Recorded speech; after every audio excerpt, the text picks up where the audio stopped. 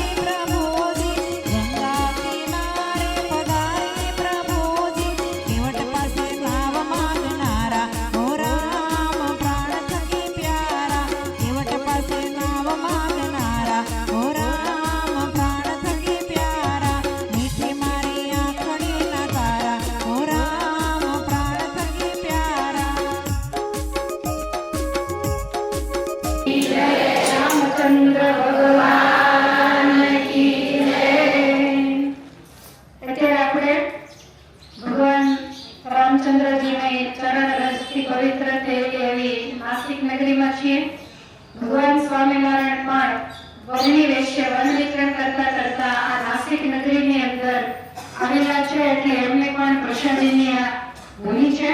ભગવાન 13 વર્ષ સુધી ચિત્રકૂટમાં રહ્યા અને ત્યાર પછી ભગવાન અહીંયા નાસિક કહેતા, જેને આપણે તપોવન દંડકારણ્ય એ વખતે રામાયણમાં કહેવાતું. તો ભગવાન લક્ષ્મણ અને સીતાજી સહિત અહીંયા આવેલા અને એ વખતે ગૌતમ ઋષિના શાપને કારણે આ જે આખું વન છે એને દંડક વન એટલા માટે કહેવાતું કે ગૌતમ ઋષિનો શાપ હતો. અને એ કથા આપણે રામેશ્વર જઈ અને રામાયણની અંદર સાંભળવાની છે. તો એ શાપને કારણે અહીંયા કોઈ ઋષિમુનિઓ રહેતા નહીં, વરસાદ વગેરે પડતો નહીં, 12 વર્ષ સુધી ભયંકર દુષ્કાળ પડેલો.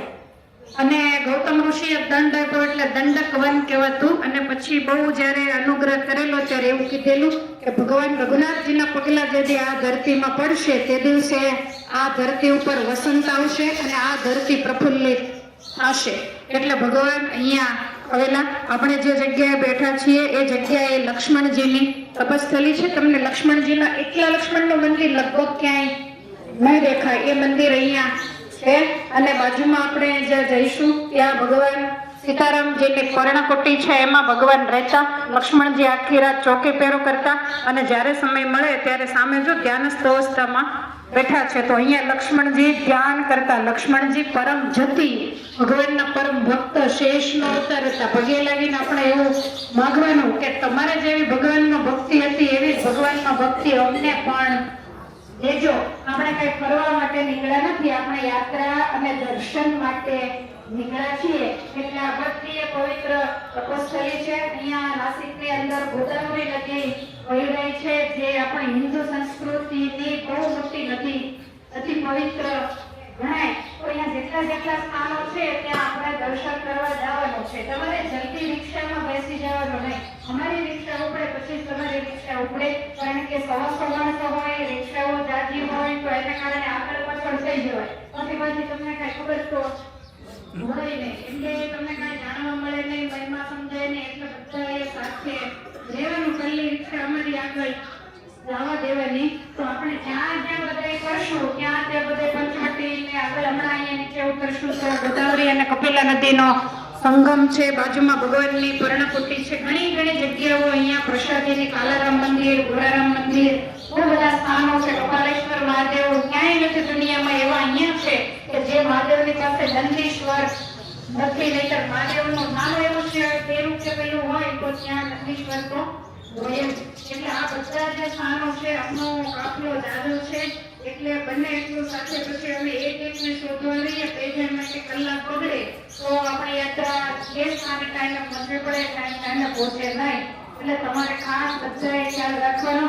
બધા બહેનો ક્યાં થઈ જવાનું, એકલા ક્યાં બેસવાનું નહીં, બરાબર? આ તો નાસિક છે તો અહીંયા તમારી કોઈ ભાષા ગુજરાતી કે હિન્દી સમજશે. જેમાં આપણે દક્ષિણમાં જઈશું ત્યાં કોઈ કાંઈ સમજવાનું નથી. ઇંગ્લિશ તમને આવડવાનું નથી, એટલે અટવાવાનું થાય. તો ભગવાન રઘુનાથજીની આ તપસ્થલી છે. સાંજે જો આપણે ટાઈમ રહેશે તો આપણે પાછા ત્યાં મંદિરના ચોકમાં સભા કરી અને હું તમને નાસિકનો મહિમા સમજાવીશ. એટલે અત્યારે બધા સાથે ભેગા મળી અને આપણે દર્શન કરવા માટે જવાનું છે. બોલો રામચંદ્ર ભગવાન કી જય, હરે કૃષ્ણ મહારાજની જય.